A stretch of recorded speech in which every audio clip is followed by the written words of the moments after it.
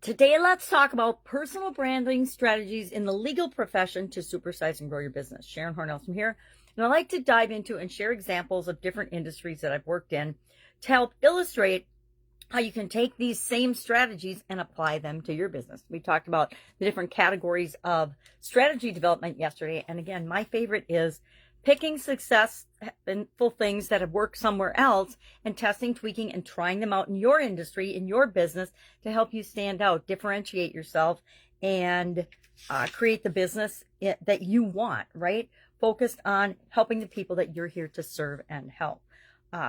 Long-term impact of personal branding for any industry, the legal profession is no different, is sustainable and to help you to supersize and grow your business. That's kind of what drives me to do everything. How can I help this business grow quickly and easily? And you know what? Sometimes it's just not quick and easy. Usually it takes long-term commitment, dedication, perseverance, sticking to it, the confidence to figure out what is and isn't working and to pay attention to that, and all the other things that I preach about consistently. It helps us to differentiate ourselves in a competitive market. I live in a small town, a very small town, and we must have at least 100 attorneys. It could be more than that. I was going to Google it and I forgot, but at least 100. Now, how do you go about, if you're in a legal situation, choosing which one to use? Well, if they've been showing up online, showing up in your feed, they're in front of your face in different formats, in different places, they've set themselves up as an industry expert in the particular area of expertise you need, they're going to be top of mind when it comes time to hiring an attorney. It gives them increased visibility, gives any of us that use personal branding increased visibility. People see and know and learn about us so they know, like, and trust us. And in the legal profession, guess what? You got to trust your attorney. You need to know, like, and trust your attorney. Personal branding in the law industry is the same as in every other industry, to be honest. Personal branding in and of itself has all kinds of strategies that you can apply and that I coach different people to apply on a regular basis. Number one, you need to become a thought leader and an expert in your field, in your industry. Well, in order to do that, first you have to pick one out. You have to pick out what makes me unique. What's my unique selling proposition? It applies to ourselves as well as to our businesses or any other businesses that you might work with. What's special? What's unique about me? What's different about me? What expertise do I have? What skills do I have? And what are most important to me? What are my core values? What are my core beliefs? And how can I incorporate all that together and mesh it to show up in the world as part of my personal brand? Our personal brand, and I'm not talking about our professional brands or our business brands, need to be the epitome of who we actually are. I don't know what people necessarily think about me. I should probably ask more often, but I definitely show up in my weird, crazy, unique, funny way of, and I don't think I'm very funny, but I show up in my weird, quirky, nerdy way, right? And what you see is what you get. And there's been a lot of what you see, so there's no reason to not know what you get when it comes to choosing to work with me or not. But we all want to be that way. We want to have people know, like, and trust who we are and know what they can expect from us. Just like in our businesses, we have to share expectations in our relationships and in our families.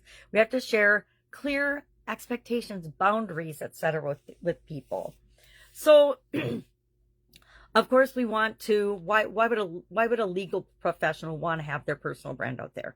Number one, to set themselves up as a thought leader. Number two, to attract high value clients, right? It's why we do content creation and we share information anyway in any profession, because we want to have people get to know us so that when they need or have a problem that we can solve, they know that we're the go-to person for them. It'll enhance your professional network. I will say, as reluctant as I was to get online and do different things, it has definitely brought me opportunities that I never would have had otherwise, because people wouldn't even have known that I exist. So what are some strategies? And we've talked about these ad nauseum almost. At least it feels like that to me because I talk about it so often.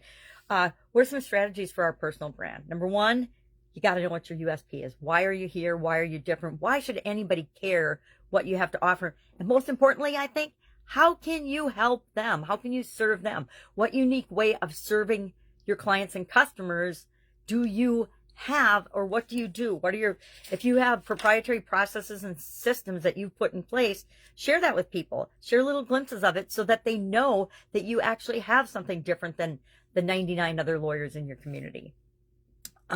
Show up consistently online. If you're going to have a personal brand, you need to use it and show up with it on a regular basis. It doesn't have to be, you know, it should be more than once a month. I know people will write a newsletter and they do that once a month, and that might be enough for your market. But nowadays, for most people, you need to be out there more than once a month, more than once a week even, so that people know that you exist and you remain top of mind and you're providing valuable, consistent content that can help them so they know when they need information in your industry that they're going to go right to you. They're going to search out your name and find you, and they know that you're going to be the resource. If you're not the one that can solve the problem for them, they know that you know the best person for it.